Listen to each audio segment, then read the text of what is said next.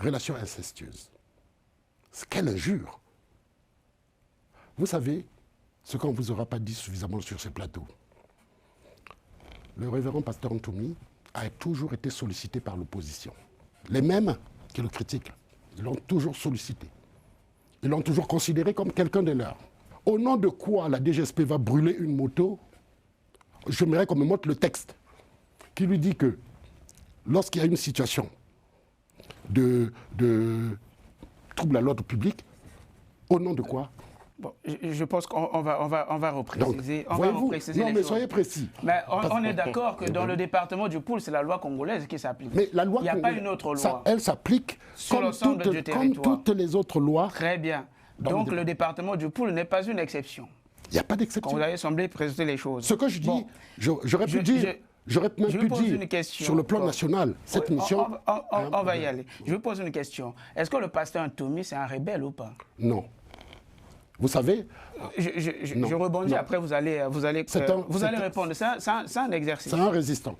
Vous allez répondre. Okay. S'il n'est pas rebelle, oui, comment qualifierez-vous quelqu'un qui entretient une milice armée et qui défie l'autorité de l'État, ce que vous appelez résistance? Est-ce que la résistance armée est légale? Alors, comment qualifierez-vous une telle personne? Là également, je pense, vous êtes dans un cadre normatif qui ne correspond en rien à la réalité congolaise. Un, il n'est pas rebelle. Pourquoi? Un rebelle, c'est celui qui rend avec un régime auquel il appartenait, avec un système auquel il appartenait, pour des motifs donnés, qui rend et qui se met en posture de combattre le parti. En général. Passe à la rébellion. La rébellion. La rébellion, c'est le fait pour tout individu qui se lève, qui prend des armes ou qui entretient une milice pour chercher de renverser les institutions établies. La preuve. Ce que vous appelez résistance. Ce que vous dites. Est-ce que la résistance armée est légale ou pas? La Constitution de 90. La résistance armée est-elle légale ou pas? Ok, mais bon, on va y répondre. Bonsoir à tous. Nous recevons ce soir, dans le cadre de notre série d'émissions consacrée à l'opposition congolaise, nous recevons ce soir M. Alexis Miyakou, qui est le coordonnateur général de la Dynamique citoyenne, qui appelle à la candidature du pasteur Ntoumi. Bonsoir, monsieur. Bonsoir. C'est un plaisir de vous recevoir sur le plateau de Télésud. Pour vous interroger, je suis en compagnie du maître Ben Luther. Bonsoir, maître. Bonsoir, bonsoir, monsieur. Bonsoir. Et de ma consoeur Jemima. Bonsoir, Jemima. Bonsoir, monsieur Miyakou. Bonsoir. On débute sans plus tarder avec la politique. Monsieur Alexis, quelle est votre lecture de la situation sécuritaire des derniers événements qui ont eu lieu dans le Poul? Ce que je voudrais dire, d'abord, je vous remercie de nous recevoir sur le plateau. On l'a sollicité aussi, parce que depuis quelque temps, parce qu'il faut bien comprendre ce qui s'est passé pour en déduire ce qu'il en est aujourd'hui. D'abord, c'est un événement qui, pour nous, qui n'était pas une grande surprise, puisque ça faisait plus de 2-3 mois qu'on savait qu'il y avait un objectif autre que le seul objectif de sécurisation, lutter contre les bandits et autres. On savait très bien que cette opération avait pour objectif final de toucher à la question de la paix dans le Poul. Voilà. Aujourd'hui, on est dans une paix précaire, une paix très précaire, et je voudrais le souligner. Il y a un agresseur et il y a des agressés. Le révérend pasteur Ntoumi, dans sa sagesse, n'a pas voulu jouer le jeu de la violence. Il a interdit à ces hommes qui, les pauvres, sont habituellement des paysans, des travailleurs comme tous les autres. Et il a demandé à ce qu'il n'y ait pas de réplique, répandre la force par la force. La situation sécuritaire est très précaire et on est aujourd'hui dans une sorte d'ambiance d'insécurité généralisée, pas seulement dans le Poul. Parce que ce qui se passe dans le Poul, ce qui s'est passé, est venu réveiller en fait toute la notion de sécurité pour l'ensemble du pays. Dans un contexte préélectoral, on voit très bien que c'est tout le pays qui est en situation de fragilité sécuritaire. Et présentement, nous avons vu une note du directeur général de la sécurité présidentielle qui levait les mesures qu'il avait eu à prendre, mais nous restons en attente d'une décision gouvernementale et d'une décision de sa tutelle. Parce qu'une note de service qui commande une opération de ce genre ne peut pas être levée sans quand même l'établissement des responsabilités, sans quand même, tout de même, qu'il y ait un prononcé officiel de la tutelle. La tutelle, c'est la présidence de la République, de la DGSP.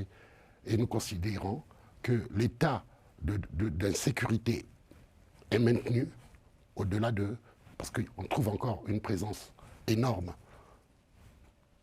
des agents de la DGSP dans le pool, qui sont là en doublure de ce qui est régulièrement installé dans le pool.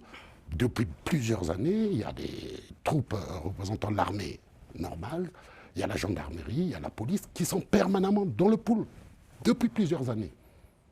Il n'y a jamais eu de problème avec ces officiers. Il n'y a jamais eu de problème avec ces troupes installées dans le pool. Et pas à un seul endroit.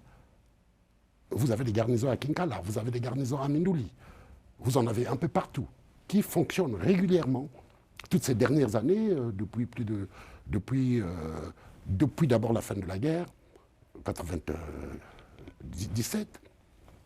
Ensuite, avec les incidents qui ont eu lieu en avril 2016, et jusqu'aujourd'hui, on a une présence militaire forte, et la DGSP vient comme, on va dire, de manière inexpliquée, alors qu'il y a des forces de l'ordre habituelles qui sont là, qui maintiennent l'ordre naturellement, en bonne coopération avec les populations, en bonne entente.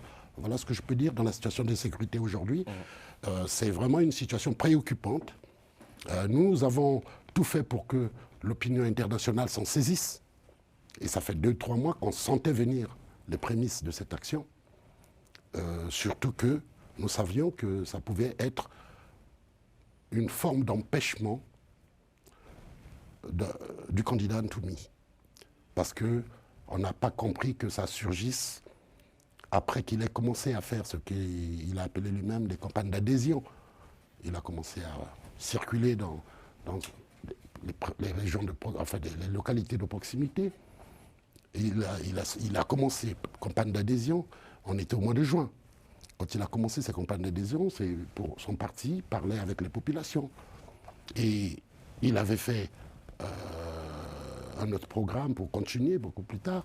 Il s'est arrêté au mois d'août et il s'est dit, il reprendrait en octobre. Et à septembre, déclenche l'opération DGSP qui rendait quasiment les situations un peu critiques. Au départ, c'était ailleurs, dans la République, que ça a commencé. Voilà. Donc. Maître Ben Luther. Ok, mon cher doyen, je crois que je vais être franc avec vous, hein, comme je l'ai été avec d'autres représentants de l'opposition. Hein. C'est le but du jeu, c'est l'exercice que vous avez accepté. Oui, bien sûr. Voilà. Première question. On reste sur l'actualité. Le pool, c'est le Congo ou pas? C'est le Congo. Le pool, c'est le Congo. Ok. Vous avez dit ici que, dans la façon de présenter les choses, qu'il y avait dans cette histoire, il y a un agresseur et puis un agressé. Oui. Est-ce que vous pensez que l'armée régulière, légalement instituée, le fait que cette armée, dans le cadre d'une opération de sécurité qui avait été lancée, sécurité nationale qui avait été lancée, les troupes régulières se déplacent dans le département du Pool, combien même qu'il y ait eu des événements malheureux. Je ne vais pas vous interrompre, mais non, le mot que vous utilisez... Je vous pose la question. La question que vous utilisez, je vous pose laquelle vous allez répondre. Troupes régulières, non. Dites la DGSP. C'est pas une troupe régulière. C'est pas une troupe régulière. Non, dans le concept général, quand on parle de troupes régulières, on voit ceux qui, naturellement, habituellement, ont la charge d'assurer la sécurisation publique, l'ensemble des situations. Bien entendu, Mais quand on dit... la DGSP, vous avez lu le décret 2009 ? J'en viendrai, on peut en venir. L'article 1er ? On peut y arriver. L'article 1er, vous lisez le paragraphe 2, les alinéas 3, 4 et 6. Vous verrez que la DGSP, qui dépend d'ailleurs du ministère de l'Intérieur, ça veut dire le rôle du ministère de l'Intérieur, c'est la sécurité. Donc, qui est totalement dans son rôle. Moi, la question, c'était de savoir que vous avez une armée ou une force régulière, donc reconnue par la loi, qui mène des opérations dans tous les départements du Congo. Quand elle arrive dans le département du Poul, quel que soit ce qui s'est passé, elle rencontre une résistance des hommes armés. Une résistance. Vous dites que cette force est venue pour agresser, alors qu'elle est dans son droit de sécuriser absolument pas. Tout le territoire national. Absolument pas. Voilà quelle est la vision la plus estropiée de notre démocratie. Écoutez, l'armée n'est pas en dehors de la loi. L'armée, les forces publiques ne sont pas en dehors de la loi. Premier problème. Deuxième problème, les missions affectées à la DGSP concernent les bandits, les bébés noirs. Ça veut dire que c'est localisé. J'ai entendu même le chef de la DGSP dire qu'ils interviennent à la suite des renseignements, un certain nombre de données. Ça concerne les bébés noirs. Ça concerne les zones menacées par le phénomène que tous nous condamnons. Qui existe dans tous les départements du Congo. Non. Si. On peut en arriver. Oui. Les bébés noirs ne sont pas manifestes dans le Poul. Il n'y a jamais eu une histoire du type... là-bas, il y a une discipline forte liée à l'histoire de ce département. Il ne faut pas confondre. Le département du Poul n'est pas un département comme les autres. Pourquoi ? Parce que le département du Poul a été le théâtre, le concentré de l'après-guerre de 97. Et si tant est que ceux qui pilotent l'action de la République se sont rendus bien compte qu'il y a des accords qui disent ce qu'il faut faire et ce qu'il ne faut pas faire, depuis 1999, pour donner la chance à la paix. Le département du Poul est assez spécifique en la matière. Pourquoi ? Vous posez bien la question, vous dites, écoutez, est-ce qu'on peut empêcher ? Non. Raison pour laquelle je vous ai expliqué que dans le département du Poul, vous avez des forces, des troupes régulières installées. Qui existent dans tous les départements. Qui existent dans tous les départements. Oui, mais pourtant ça n'a pas empêché la DGSP de mener ces mêmes opérations dans les autres départements. Vous voyez bien la différence. Prenez Brazzaville. Prenons le restant à Brazzaville. Oui. Regardez les foyers d'action de la DGSP. Personne ne pouvait discuter de cela. Que tel quartier, réputation, foyer des bébés noirs, on y va. Après, on peut en parler de cette opération, parce qu'elle est extrajudiciaire. Tout ce qui se passe, c'est comme si la DGSP n'était pas soumise au respect de la Constitution. Les libertés individuelles, les libertés de bien. Mais écoutez, la DGSP, au nom de quoi la DGSP peut violer, par exemple, les textes sur le droit du citoyen le droit à la, comment on appelle ça dans votre jargon d'avocat, la présomption d'innocence. Au nom de quoi elle peut violer la présomption d'innocence? Bien. Au nom de quoi la DGSP va brûler une moto? J'aimerais qu'on me montre le texte qui lui dit que lorsqu'il y a une situation de trouble à l'ordre public, au nom de quoi? Bon, je pense qu'on va repréciser. Non, mais soyez précis. Mais on est d'accord que dans le département du Poul, c'est la loi congolaise qui s'applique. Mais la loi il n'y a pas une autre loi. Elle s'applique comme toutes les autres lois. Très bien. Donc le département du Poul n'est pas une exception. Il n'y a pas d'exception. Vous avez semblé présenter les choses. Ce que je dis, j'aurais pu dire... J'aurais même pu dire, sur le plan national, cette mission... On va y aller. Je vous pose une question. Est-ce que le pasteur Ntoumi, c'est un rebelle ou pas? Non. Vous savez... Je rebondis, après vous allez répondre. C'est un exercice. C'est un résistant.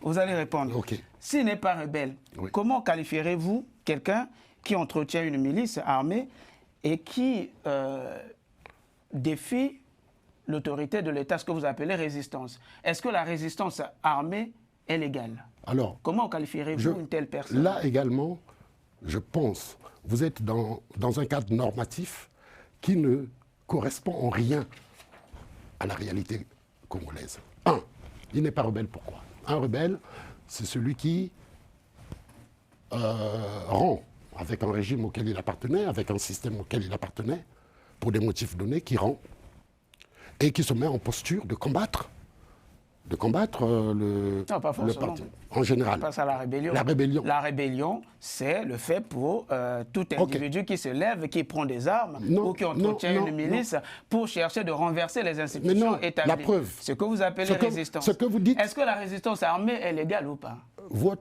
La Constitution de 92. La résistance armée, l'origine, est-elle légale ou pas? Ok, mais bon, on va y répondre. La Constitution de 92, je vais vous dire, tout ça se passe avant la Constitution de 2002.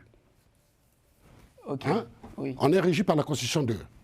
Là, on est régi par la Constitution 2. Non, à l'époque. Non, mais c'est à l'origine qu'il faut aller trouver le problème. Allez-y, mon doigt. On est à l'origine, on a une Constitution de 92, 15 mars 92, qui dit, dans son préambule, qui reprend un peu la Charte des libertés de l'unité nationale, qui dit ceci, que cette Constitution dit que tout citoyen est fondé de se lever par tout moyen contre toute prise de pouvoir par la force ou par coup d'État.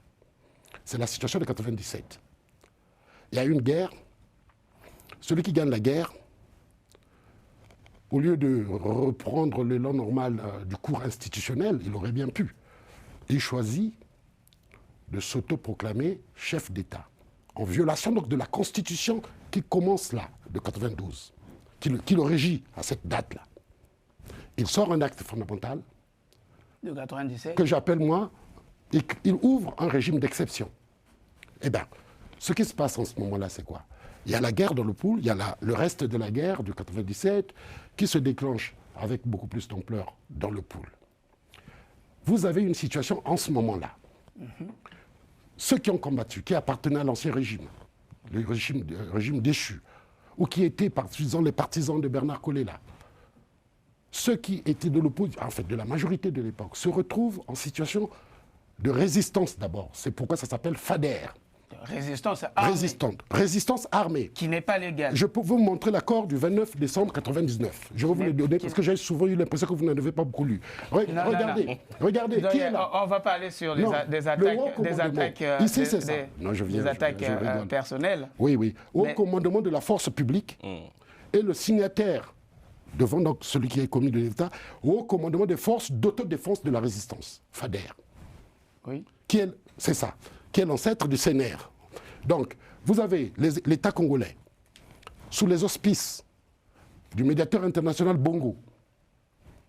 Il signe des accords de paix.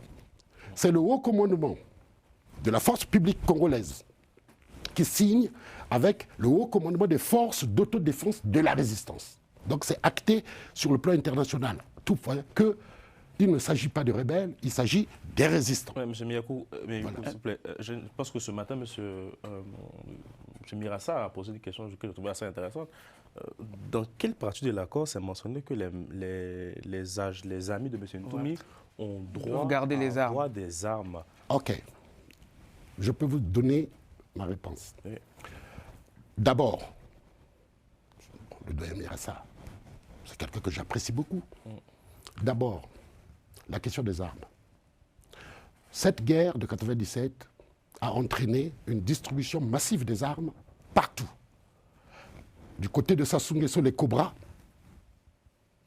qui n'étaient pas des militaires, des fortes dotations du côté de Sassou et des fortes dotations du côté, en fait, des récupérations de beaucoup d'armes de l'autre côté. Au départ, c'est ça la situation. Au moment où nous parlons aujourd'hui, les Cobras, zone nord de Brazzaville, ont des armes chez eux. ok? Ils ont des armes chez eux, beaucoup. L'autre l'a dit, il y a Edever Mouani, hein, un des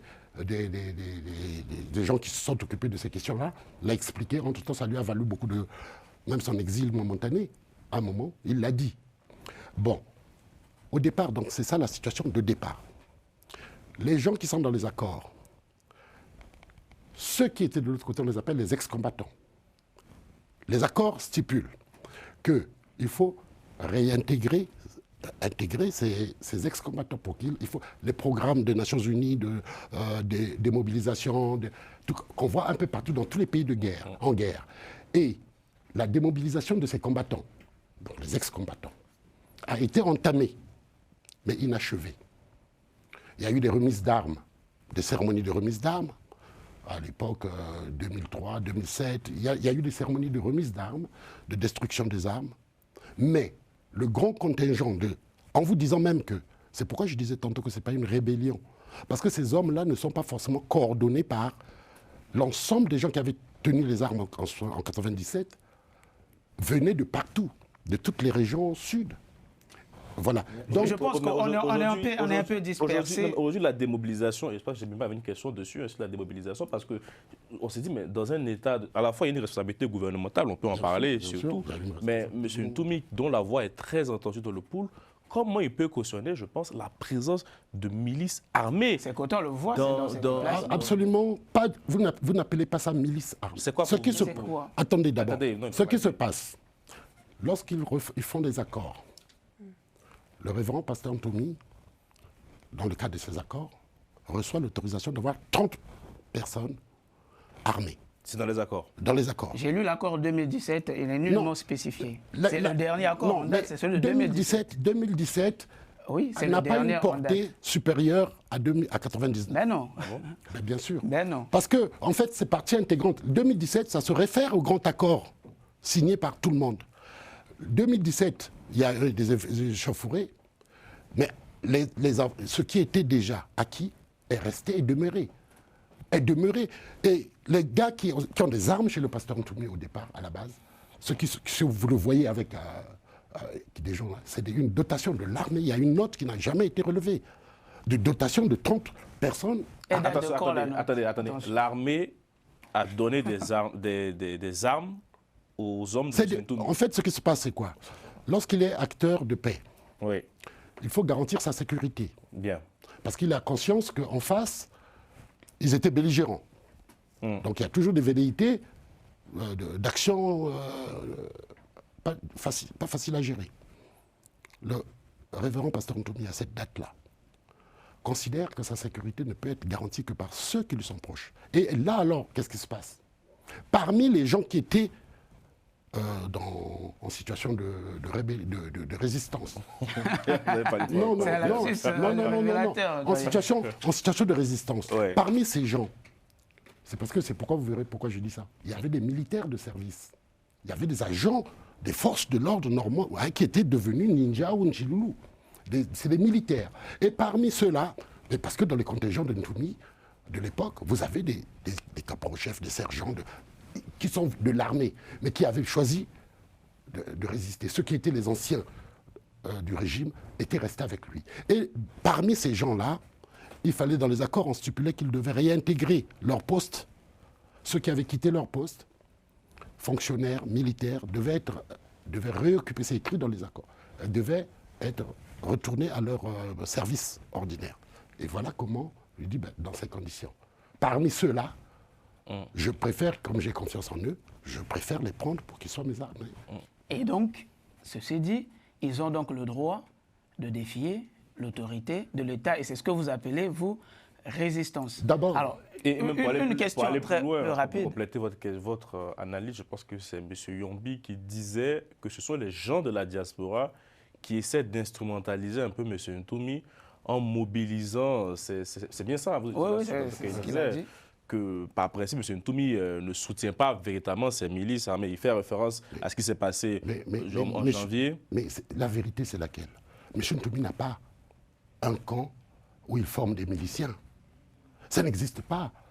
Il fait référence à des cotisations faites par la diaspora pour encourager M. Ntoumi à s'aimer un peu les autres. Alors, enfin, je paraphrase. Je ne souhaite pas rentrer en polémique avec des gens qui sont... Il faut clarifier les choses. Oui, mais il faut clarifier parce que... Vous qui appelez à sa candidature, est-ce que vous avez contribué à soutenir des milices? Mais absolument pas. Des gens armés absolument pas. Bien. Vous écouterez, je vous inviterai à écouter Yonggi lorsqu'il a visité le révérend pasteur Ntoumi au mois d'avril ou mois d'avril ou mai. Il a tenu des paroles pour dire qu'il a rencontré un homme sage, respectable. Il a dit non, aussi. ça il a dit. Et je veux vous dire, il n'a pas vu là-bas un camp d'entraînement des militaires ou des gens de Ntoumi. C'est pas vrai. Ce qui se passe dans le pool, c'est exactement ce qui peut se passer à Wenze, à Talangaï, partout. C'est-à-dire que là où vous avez des personnes qui ont vécu la vie de la guerre, hein, la preuve, moi j'explique aux gens, je dis mais vraiment les gens, vous savez dans le pool, c'est une région, 34 000 km², plus grand que le Rwanda. Le révérend pasteur Ntoumi se retrouve à un point X. Les gens ne communiquent pas. C'est une autodéfense. Dans chaque localité, mon cher doyen, sans vous couper la parole, ce que vous dites me semble assez contradictoire avec votre première prise de parole, parce que vous avez dit qu'il y avait, vous avez présenté la situation de cette façon, qu'il y avait un agresseur et un agressé. Mais quand on voit dans les opérations qui avaient été menées le 11, dans les événements du 11, on voit que la DGSP faisait face à des hommes armés. Mais là, vous nous dites que le pasteur Ntoumi n'a pas autour de lui des hommes armés. Alors, à ce moment-là, j'ai du mal, moi, à il faut bien situer. À me situer. Vous savez, le problème que vous avez avec la formulation de ça, vous prenez un fait. Le 11, il y a eu un fait. Oui. Avec l'ordre habituel. Le fait, c'est lequel? Là où ils ont brûlé la moto, c'est avant ça. Si vous avez bonne mémoire, vous verrez le pasteur Ntoumi en juin, lorsqu'il intervient quelque part, mais c'était en langue, en lari, il dit « Je les vois passer, je vois les accumulations qui se font tout autour de moi. Je les vois, mais on les voit. » Alors, ce qui se passe en ce moment-là, c'est quoi, ce jour-là? Ça se passe... La moto qu'on brûle, c'est la moto d'un des militants du révérend. Et on ne brûle pas ça dans la rue quelque part. C'est dans la concession du révérend. Ça ne se passe pas ailleurs. C'est la concession du révérend. Bien. Ils brûlent la moto. Et ils ont quand même manifesté des menaces. Mais les gens qui étaient là n'ont pas réagi.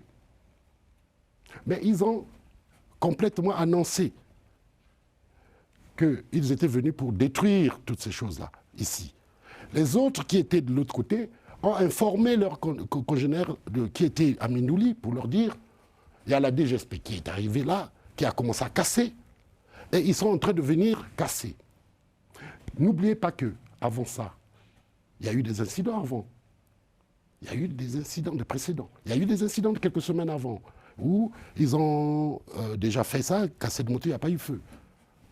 Et là, précisément, ça commence à se voir. Et quand ils vont, qu'est-ce qui se passe le 11? Là encore, il faut le dire.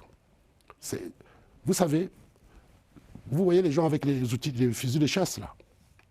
Ils avaient des fusils de chasse, celui qui a été abattu. Et ils disent, ils bloquent la route au péage, le convoi de la DGSP arrive, et ils demandent des comptes au convoi de la DGSP. Pourquoi vous êtes en train de faire ce que vous faites? Est-ce qu'ils ont le droit de le faire? Attendez. Oui. Vous accompagnez quand même quelqu'un qui veut, là, pour le coup, décider de l'avenir d'un pays. Bien sûr. C'est-à-dire qu'un homme... Il est candidat à ça. Un homme d'État, c'est-à-dire un homme d'État, vous encouragez à ce qu'il y ait des gens, fût-il même une garde, en fait, d'un individu, puisse s'opposer, quoi que l'État, quoi que l'armée régulière ait fait. Donc, s'opposer, bloquer la route à un convoi militaire lourdement armés. Et ça, vous encouragez cela. Non. Aussi, une chose que je précise, chose que je précise, mon cher doyen. Vous nous avez dit ici que le problème des bébés noirs ou de la sécurité n'existe pas dans le pool. Vous l'avez dit au début de l'émission. Par contre, vous comparez encore la situation qui est dans le pool à ce qu'on voit à Wendé, vous l'avez dit, à Talanga, etc. Mais je vous explique. Donc, ça veut dire qu'il y a des situations déjà d'insécurité qui, là, pour le coup, ont justifié l'intervention de la DGSP dans ce département. Non, absolument pas. Vous voyez. Non, mais écoutez, vous pouvez avoir une dialectique avec un objectif, justifier ce que vous entendez. Je vous prends au mot. Ce qui est sûr, quand je parle de Wenzé, de Talangaï, je vous dis ceci.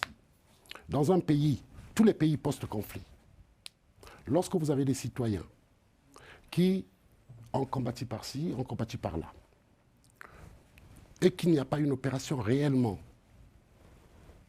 de démobilisation véritable de l'ensemble de ce personnel, vous avez des situations incontrôlées et incontrôlables qui existent, qui ne sont pas commandités, mais qui existent. Et c'est pourquoi je veux citer l'exemple de Wendé Talangaï. Je vous dis sincèrement, demain, il arrive un problème à Brazzaville, vous verrez des gens en armes dans Wendé Talangaï. Parce que ça...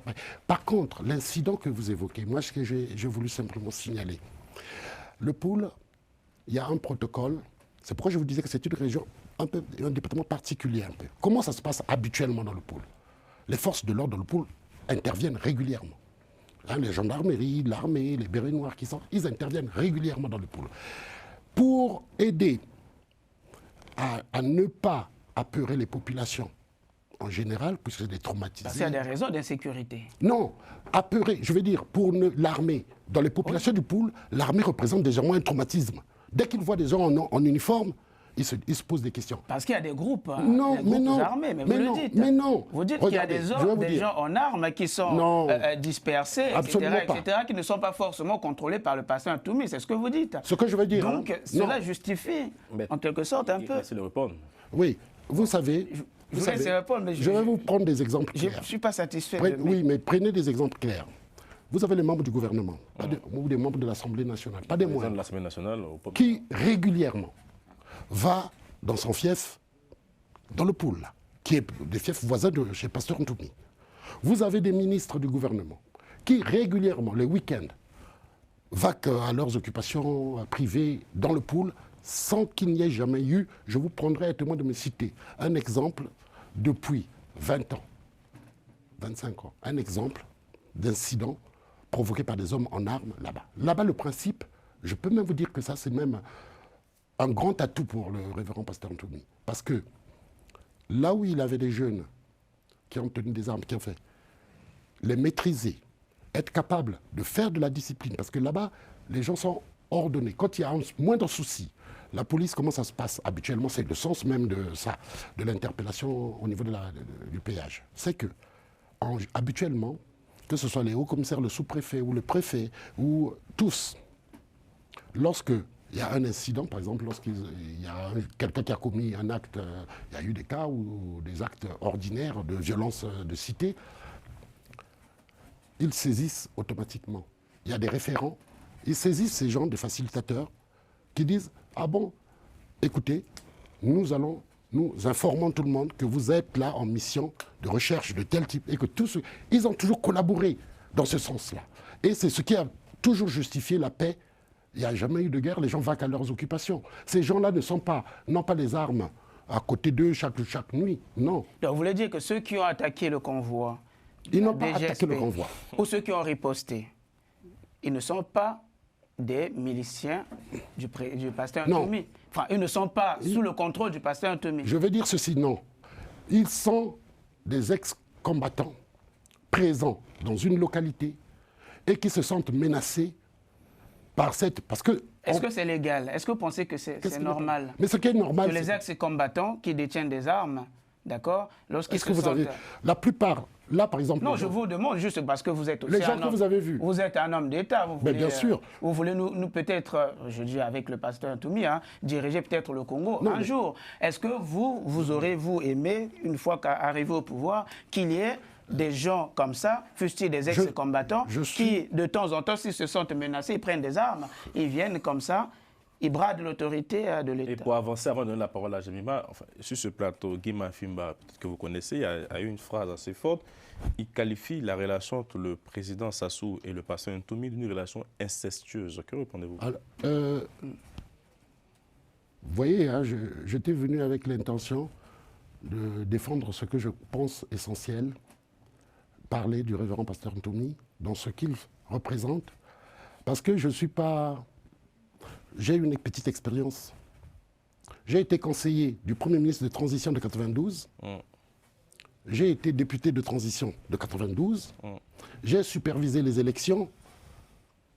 Et d'ailleurs, même le doyen Mirassa, j'ai supervisé dans sa localité, où il était opposé à un autre. Il sait comment je me suis comporté. Et je crois qu'il était opposé à Ngalibali. Et j'ai vu l'armée. J'avais pour adjoint, officier adjoint, parce qu'on nous avait collé en 92 des militaires derrière chaque patron de région des élections. Donc j'ai une expérience que je vais dire, ce n'est pas forcément l'ambition parce qu'il y a le révérend Ntoumi. Le choix du révérend pasteur Ntoumi pour moi est un choix réfléchi, mûrement réfléchi. Alors, relation incestueuse. Quelle injure! Vous savez, ce qu'on ne vous aura pas dit suffisamment sur ce plateau. Le révérend pasteur Ntoumi a toujours été sollicité par l'opposition. Les mêmes qui le critiquent, ils l'ont toujours sollicité. Ils l'ont toujours considéré comme quelqu'un de leur. 2009. C'est une information. Oui, justement, c'est pour ça que j'ai posé la question. 2009, Nzan Mathias. 2016, 2015, changement de la Constitution. 2016, il a même perdu 5 hommes dans Brazzaville parce qu'il était venu pour soutenir la campagne électorale des candidats de l'opposition par Fabrice Kolela qui faisait sa campagne à Makelekele. On est venu, on a tiré sur 3, la police, la même police qui se permet tout, ils ont tué 3 de ces éléments. Pendant qu'il faisait campagne, il était obligé de repartir. Alors qu'ils n'avaient rien fait, alors qu'il n'y avait rien. Alors, parce que nous ne sommes pas dans un état de droit. Parce que c'est pourquoi mon frère a une lecture de la République qui est juste, ce que vous dites. Mais vous prenez en ligne une République qui n'en est plus une, qui a perdu ses attributs. Aujourd'hui, l'armée chez nous, ça ne rassure personne. La DGSP ne rassure personne. Pourquoi? Donc il faut que chacun se constitue mais non, pour se protéger, c'est non, ça? le problème, sachez-le, que lorsque les uns acceptent pour la paix, acceptent le pouvoir, que le président Sassou s'installe, parce que les autres acceptent qu'il s'installe, qu'il dirige, ils ne contestent pas ça. Ils lui disent, par contre, la contrepartie, c'est réconciliation nationale. La contrepartie, c'est l'acceptation de l'existence de la sphère démocratique. Et ce qui arrive au Congo, dont aujourd'hui on a les signes les plus manifestes, c'est parce que simplement, de belligérants qu'ils étaient, parce que même le président Sassou n'avait pas la légitimité de prendre le pouvoir. Dans un État, si on est républicain, on doit le dire, qu'il n'avait aucune... rien ne l'autorisait à prendre le pouvoir après avoir fait la guerre. La preuve, ce qu'on peut reprocher aujourd'hui à Ntoumi, mais vous le retrouvez chez le président Sassou avant la guerre de 1997. Il était dans son gouvernement, hein. Il était quand même, après les accords, alors, les accords, il a intégré quand même le gouvernement. Hein. Je vous ramène dans les accords. Voilà encore une vraie grave... Non, mais parce que ça se dit. Hein, ça se dit parce que c'est... Oui. En charge d'ailleurs de la promotion des valeurs de paix, etc. Il avait rang de ministre. De ministre, oui. Mais il n'était pas dans un gouvernement.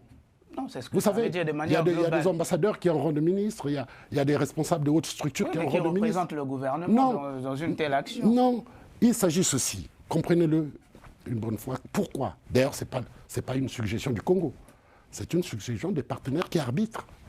Pour que la cessation des hostilités, on dit, bon, Sassou, il a pris le pouvoir, c'est vrai, il est président. Il est président. Mais on dit, mais l'autre, qui représente l'autre frange, qui n'accepte pas la prise de pouvoir par la force, il faut qu'ils aient un cadre de concertation. Et le cadre de concertation, d'un côté, ça engage le président de la République. De l'autre côté, ça engage le président Ntoumi. On crée un haut commissariat chargé de séquelles de guerre, de réparation de séquelles de guerre et de la réinsertion des ex-combattants. Et lorsqu'on crée avec l'accord des tripartites, il y a Ntoumi, il y a le président Sassou, et au milieu, il y a les partenaires du développement qui disent qu'ils vont financer, appuyer. En ce moment-là, lui, pour qu'il agisse dans son rôle, dans cette mission-là, il a un statut. Et son statut, aujourd'hui, les membres de l'Assemblée nationale congolaise, le bureau de l'Assemblée nationale, ont le même statut que les ministres. Hein, vous le savez, qui sont même statut que le ministre. Et au Congo, tous les hauts postes de médiation comme ça, pour lui redonner de la valeur, on a donné les attributs avec rang de ministre. Mais il n'a jamais participé, ni à un conseil de ministres. Il n'a jamais participé. Son interlocuteur, c'était les membres de la commission de paix. Il n'a jamais rencontré le président Sassou. Il l'a rencontré certainement une fois. Mais ils n'ont jamais fait de séances de travail avec le président Sassou. Il n'a jamais travaillé avec le Premier ministre assis quelque part en train de faire comme un membre du gouvernement. Est-ce qu'il a proposé des choses bien entendu. Sa fonction, est-ce qu'il a proposé des choses Mais si vous prenez le parcours, vous vous rendrez compte qu'il y a eu la mauvaise volonté dans cette affaire politique. Parce que depuis la fin de la guerre, lorsqu'ils ont entamé, il y a eu quelques combattants qui sont rentrés dans l'armée, 200, près de 80 et quelques, je ne sais pas le chiffre exact, je ne peux pas vous le dire, mais il y en avait quand même un peu qui avaient commencé, ça avait amorcé. Le principal problème, il est très politique dans cette affaire-là. C'est parce que ceux qui transformaient la victoire militaire en victoire politique considéraient que intégrer dans les forces ceux qui appartenaient à l'autre camp représentaient un danger en interne. C'est ça qui va motiver le rejet pratiquement de formules d'insertion. Et c'est ça qui va faire qu'il y aura des négociations sur négociations. Vous savez, 99, vous savez quand est-ce que le révérend Ntoumi est allé prendre son poste? La première tentative, en 2007, ça s'arrête à quelques encablures de Brazzaville, parce que on lui dit que si tu vas à Brazzaville, tu traverses le pont du Djoué, dont on parle là, là-bas, vous serez... Alors que tous ces militants, lui, voulaient célébrer le fait que c'était la paix. Il s'est arrêté. Vous le savez, cette histoire. Il s'est arrêté à quelques encablures de Brazzaville. Ça a été même dispersé, son cortège, par des hélicos. Alors le gars venait à Brazzaville. En 2007, il est reparti. Et c'est en 2010, donc 10 ans après, qu'il a pris sa fonction, qu'il accepte, qu'il est venu pour prendre sa fonction de haut commissaire. 10 ans après. Et entre-temps, en tant que haut commissaire, il avait un budget de fonctionnement. Il s'agit, donc, ceux qui disent qu'il était membre du gouvernement, alors c'est un mensonge grossier. Un gros mensonge. Et j'ai peur parce que vous m'aviez parlé de la classe politique, en fait, on pourra en parler. Mais ce que dit Mafimba, relation incestueuse. Alors donc, elle était incestueuse, elle est incestueuse aujourd'hui. Elle ne l'était pas lorsqu'ils allaient le prendre comme partenaire pour les élections, pour Moukoko, pour Okombi Salissa, pour tout le monde. Vous dites que Mafimba et les autres sont allés chercher... Il faut un double jeu avec, le pasteur. Mais bien sûr, puisqu'ils ont toujours... J'ai des photos, hein, j'aurais pu vous les apporter, vous les verrez. Vous verrez le ministre Bouao, vous verrez Okombi Salissa, vous verrez Ntoumi, vous verrez Parfait Kolela, la main dans la main. Vous verrez tout ce monde-là, la main dans la main. En train avec les mêmes slogans, porter ensemble la charge, la même charge. Et lorsqu'ils font leur réunion de parti, les congrès, les machins, ils s'invitent entre eux. Ntoumi a été participé, c'est délégué bien entendu, au congrès du RDD, hein, au grand truc du RDD. Et il a fait autant. Ntoumi a été toujours disponible pour Moukoko, par exemple. Et tous ceux qui ont travaillé dans ce dossier Moukoko savent. Il a toujours été sollicité. Le monsieur a revendiqué. Revendique depuis toujours. Aujourd'hui, il s'est doublé. La situation est devenue plus compliquée. Pourquoi? Vous avez, et ça c'est une règle, hein, même dans les camps des réfugiés, c'est ce qui se passe. Les anciens ex-combattants certainement nombreux ont dépassé la cinquantaine aujourd'hui. Nombreux ont dépassé la cinquantaine. Donc c'est des pères de famille. OK. Ils ont eu des enfants qui depuis 27 ans sont nés dans des conditions que vous connaissez de forêt, de trucs. Et ils sont nombreux. Et ces enfants ont vécu la vie de leur père. La vie de reclus, chaque fois des bombardements, des machins, ils se cachent. Et parce qu'ils sont les enfants de ces gens-là, ils n'osent même pas parfois venir à Brazzaville. Parce qu'il suffit qu'on les identifie, il suffit pour qu'ils aient des risques d'arrestation et tout. Et c'est ça qui a été permanemment. Aujourd'hui, vous avez donc une deuxième génération.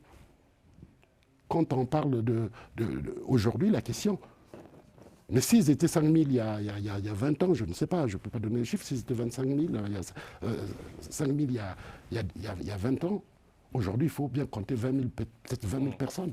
On va laisser Jemima poser ces questions parce que nous sommes quasiment à la fin de l'émission. Oh, oui, on va respecter un peu les droits des femmes. Allez-y, Jemima. Alors, M. Miyayuku, oui. J'allais écorcher votre nom. Alors, que M. Ntoumi soit un rebelle ou non, je laisse le duel à Maître Ben. Mais ce qui est certain, c'est que il est reconnu comme étant un ancien, le dirigeant, du moins le dirigeant des milices ninja. Oui. Alors, Oui. ma question, c'est pensez-vous qu'un ancien rebelle ou ancien rebelle ou rebelle puisse obtenir la confiance de la population? Je recuse le concept de rebelle. Oui. Je l'ai recusé parce que ça ne signifie rien. Ça, c'est dans les éléments de langage de diabolisation. Alors, bon, on va chipoter dessus. Ce chef de milice, pourrait-il avoir la confiance de la population? Et moi, je vais plus loin. Est-ce qu'il peut battre le président Sassou dans les urnes? Mais bien entendu. Le président Sassou, on va en parler. Je crois que le bilan, je vous dis sincèrement, une élection libre et transparente. On n'a pas besoin seulement du révérend pasteur Ntoumi pour battre Sassou. N'importe quel Congolais. Mais il est candidat ou pas, le pasteur Ntoumi? J'en viendrai tout à l'heure.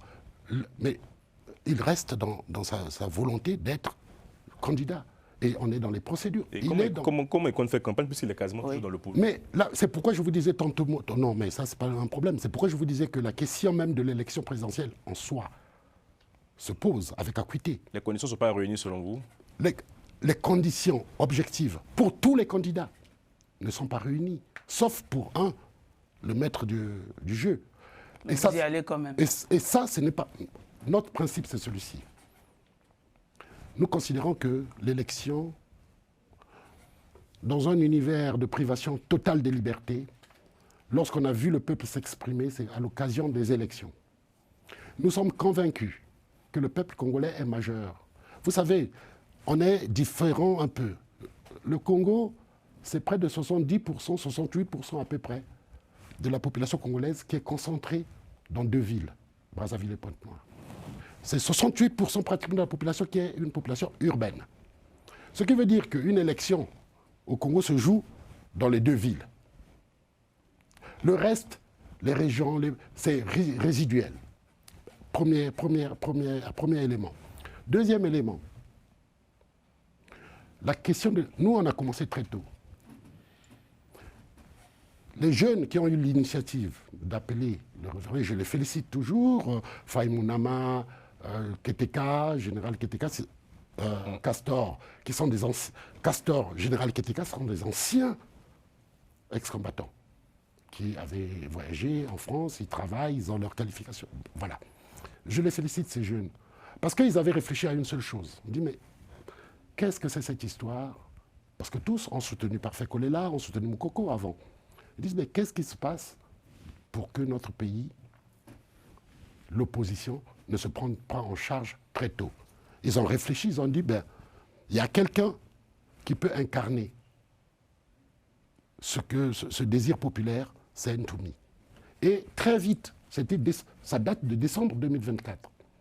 Et en 2025, on a lancé l'appel à Ntoumi, qui a pris le temps objectivement de regarder, jusqu'à affirmer que oui, je confirme son intention. On l'a empêché de faire une déclaration officielle. Mais il a porté la cause du peuple. Et je vais vous dire, par rapport à votre question, en réalité, si vous mesurez un peu ce qui se passe, ce qui se dit à Pointe-Noire, à Brazzaville et tout, il y a progressivement une dynamique en faveur de Ntoumi. Pour 2 raisons. Parce que c'est en tirant les leçons des échecs passés. Le révérend Ntoumi a un avantage. C'est pourquoi je vous dis, ne parlez plus de rébellion. Le révérend Ntoumi, devant les partenaires internationaux, avait accepté de convertir son mouvement en parti politique. C'était Conseil national de la résistance, c'est devenu Conseil national des républicains.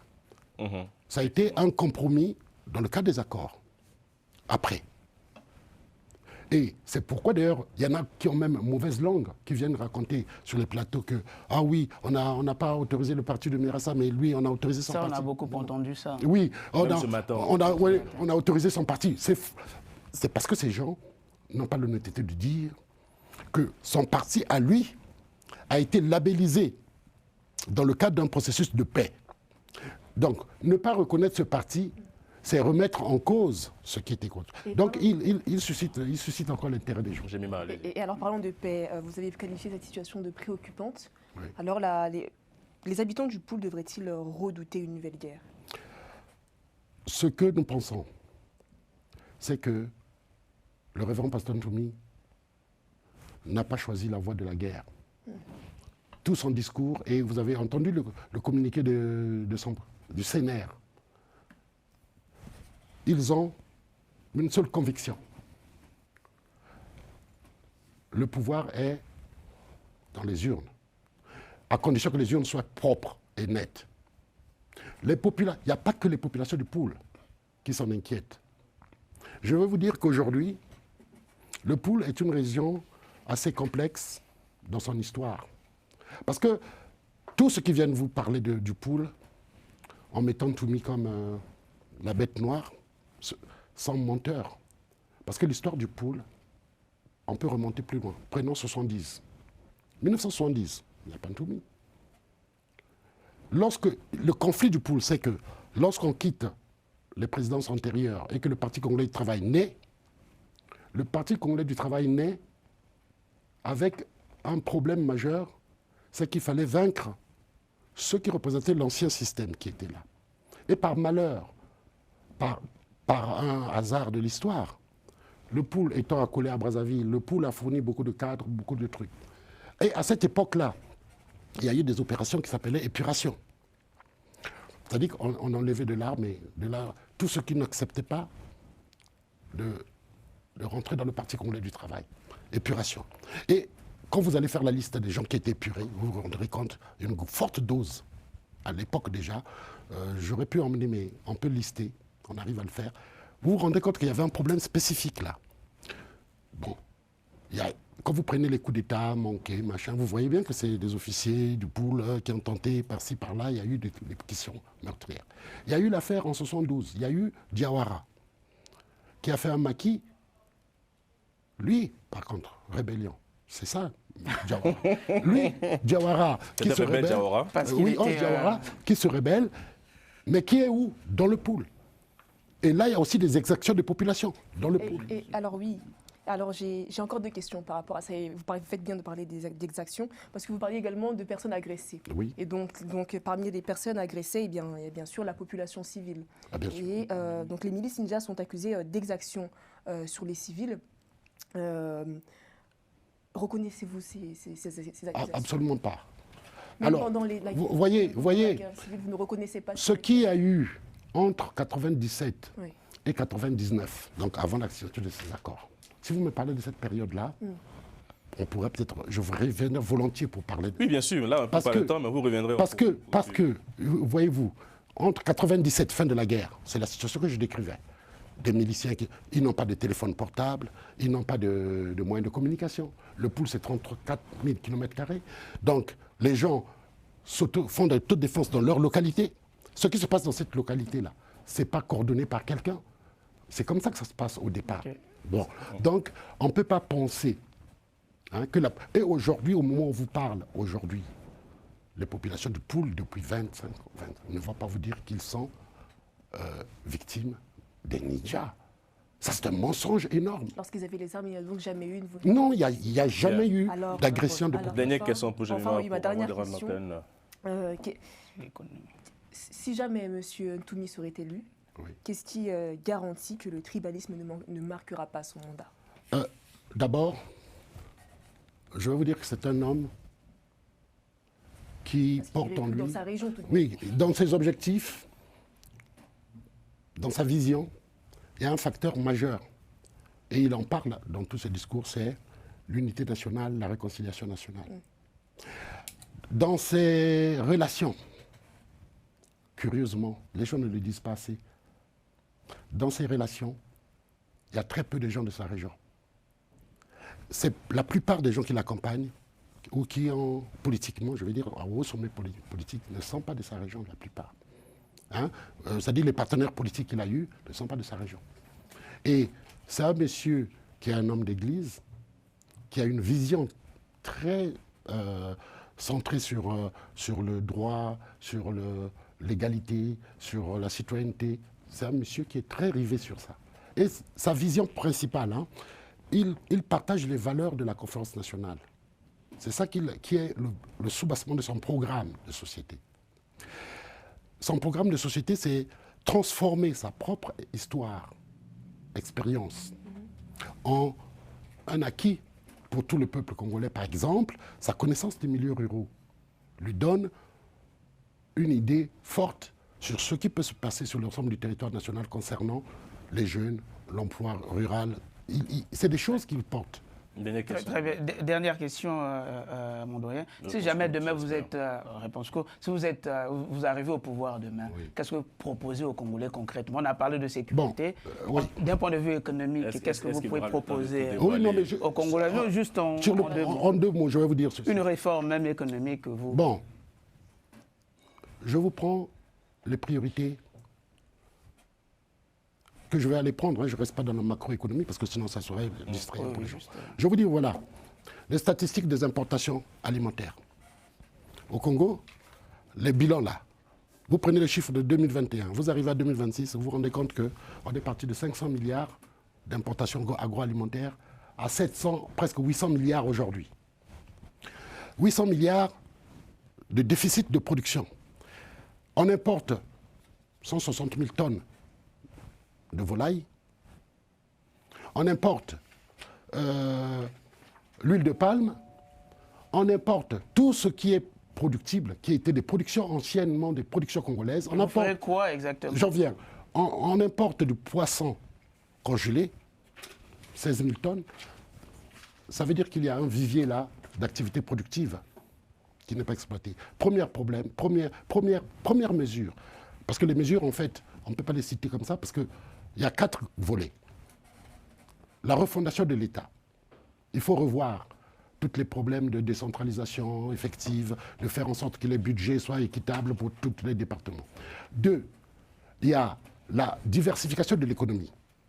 Notamment pas dans les visions académiques qu'on entend, mais surtout par le moyen de la croissance de l'économie de base. Nous sommes un pays où les métiers se meurent. Aujourd'hui, le Congo, c'était un pays où il y avait des couturiers, des menuisiers, ça n'existe quasiment plus. Une réduction de près de 80% de ces métiers. Or, ces métiers, c'est ça qui crée l'emploi. Pour l'emploi des jeunes, par exemple, nous avons le pasteur Ntoumi pense à quelque chose. On dit, on ne va pas se perdre. Tout de suite, le pasteur Ntoumi aura pour grande préoccupation réhabiliter les secteurs de la vie d'une nation pour créer de l'emploi. Par exemple, la télé, la radio, l'aéroport, le chemin de fer, le port, la forêt, ce qui nous est naturellement acquis par l'avantage coopératif. Le fleuve. Aujourd'hui, quand vous regardez l'eau, l'électricité, vous prenez ces secteurs-là, qui sont fortement pourvoyeurs d'emplois, mais où la main-d'œuvre sous-qualifiée, où il n'y a pas de formation. Aujourd'hui, on importe de la main-d'œuvre pour produire l'électricité, pour produire l'eau. C'est une préoccupation. Remettre les besoins vitaux des populations devant. Je ne veux pas parler des questions macroéconomiques parce qu'il y a l'endettement excessif qu'il faut arrêter. Il y a le gaspillage public qu'il peut arrêter. Et vous avez pas mal d'anomalies dans notre pays qui peuvent se stamper. Avec le révérend pasteur Ntoumi, par exemple, vous n'aurez pas des missions ministérielles qui se substituent aux ambassades. Bien, là on est quasiment à la fin de l'émission. Voilà. Ma dernière question, Romain, excuse-moi, le dernier délai de dépôt de candidature, c'est le 12 février à minuit. Oui. Est-ce qu'il déposera son dossier avant le délai? Nous pensons, le révérend, jusqu'à ce matin, est décidé d'être candidat. Il maintient. Il sait que toute la stratégie sécuritaire vise à l'empêcher, mais il a dit c'est pas possible. Et candidat. Et il y a longtemps, il a soumis ses doléances à qui de droit. Une élection telle qu'elle se passe, avec des décisions unilatérales d'un gouvernement qui, élection après élection, a changé les règles du jeu. Les lois électorales ont changé toujours dans le sens négatif. Vous avez l'arbitre des élections, qui est le Conseil constitutionnel. On me dira, est-ce qu'on est républicain? Mais qui est acquis à la cause du pouvoir. C'est-à-dire, vous avez des cadres chargés de gérer l'élection qui ne sont pas neutres. Je vous ai expliqué qu'à l'Ekana, où j'étais avec le ministre Merassa peut le dire, on avait été expulsé Florent Chiba, le général Florent Chiba. Et je prends à témoin le ministre Merassa. Parce qu'il était venu, il est militaire, il n'avait pas le droit de battre campagne. Il est venu là, dans la localité, et... Mais les conditions sont les mêmes aujourd'hui et vous ne sont plus les mêmes. Quand même vous présenter... pour vous, les conditions sont réunies pour aller aux élections? Pour nous, en 2016, les conditions n'étaient pas réunies. Celles des conditions. En 2021, ce n'était pas réuni. 2026. Mais objectivement, en 2016, ce sont les candidats de l'opposition qui avaient gagné. D'accord. Et en 2026 le peuple congolais s'est rendu compte qu'il faut à un moment revendiquer sa victoire. Et ce qu'ils n'ont pas fait en 2016, ce que le peuple congolais n'a pas fait en 2016, ce que le peuple congolais n'a pas pu faire en 2021, on peut imaginer que il y a un ras-le-bol dans le peuple. Je pense que l'élection révèle la nature réelle du pouvoir, la nature barbare du pouvoir. Vous revendiquez déjà la victoire pour 2026, c'est ça? Ah non, mais j'ai entendu que... Vous mettez la charrue avant les bœufs? Mais non, nous, on ne revendique pas la victoire, nous, on dit ceci. On dit, non, j'explique que... 30 secondes, oui. Pour des besoins statistiques, vous pouvez vérifier. L'opposition a gagné souvent. Et face à ceux qui partent à l'élection, qui préfèrent braver pour que l'opinion internationale se rende compte du dispositif électoral qui est au Congo, qu'on se rende bien compte des empêchements. Ceux qui ne vont pas y aller, ne disent ne pas y aller, n'ont pas d'autre alternative que subir davantage le régime. Et c'est la grande nuance. Merci beaucoup, M. Miayoukou. Merci d'avoir répondu à nos questions. On vous réinvitera lorsque le candidat déposera officiellement son dossier pour aller dans le fond des programmes. Du programme, parce qu'on avait prévu des questions, mais merci d'avoir répondu, d'avoir apporté la réponse, je dirais, du camp Ntoumi à ce qui se passe. Il y a tellement de choses qui se disent. Bien sûr. Vous avez eu une heure de temps. Oui, mais c'est insuffisant, vous voyez. Il y a beaucoup de choses sur le camp Ntoumi. On reviendra. Sur le camp Ntoumi qu'il faut comprendre, et je vous remercie de nous aider à le faire. C'est un homme de paix. Il a témoigné là. Là, il a témoigné, il a pris à contre-pied le gouvernement. Et si vous avez écouté même le ministre de l'Information, de la Communication qui était là, sur France 24, vous avez entendu avec quelle dignité il a parlé de Ntoumi. Parce que le révérend pasteur Ntoumi est un homme dignité, affable. Pourtant, le traité de terroriste. Bon, on voyez. Merci beaucoup, messieurs, voilà. Merci maître, merci Jebiba. Merci. Beaucoup. Et puis, je sais que c'est le débat. Très bientôt. Oui. À très vite. Merci beaucoup.